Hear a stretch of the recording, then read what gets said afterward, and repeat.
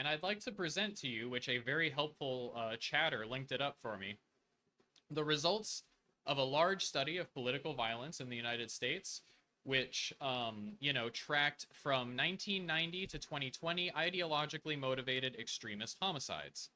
And I'll quote from the study. Far left homicide incidents accounted for 15.6% of these homicide events, and far right homicides accounted for 84.4%. Awful. Insane stuff.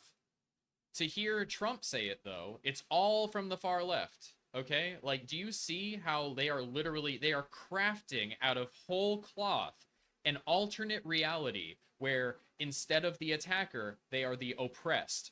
And like, it is the classic fascist trope that they are crying while they strike you.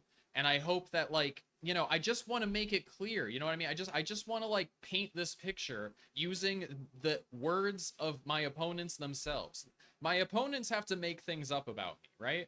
They have to make things up about you and your family. They have to lie about your motives and your intentions. But I am trying to show you guys exactly word for word what these people are doing. And I think if you just list it off and look at it in their own words, it's bad enough. It just shows their tactic. It shows that they want you gone and they consider you less of a person than they are. And they are willing to lie literally to tens of millions of people every day in a coordinated campaign to destroy you. It's really bad.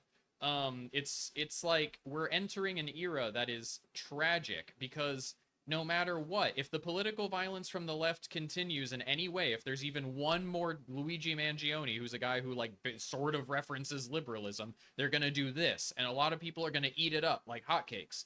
And if the political violence continues from the right, they're just gonna sit there silently until something changes. And of course, in a country where there is political violence from one side, it is inevitable that there will, and predictable, that there will eventually be violence from the other side. You notice that in that study, the percent wasn't 0% leftist, 100% right.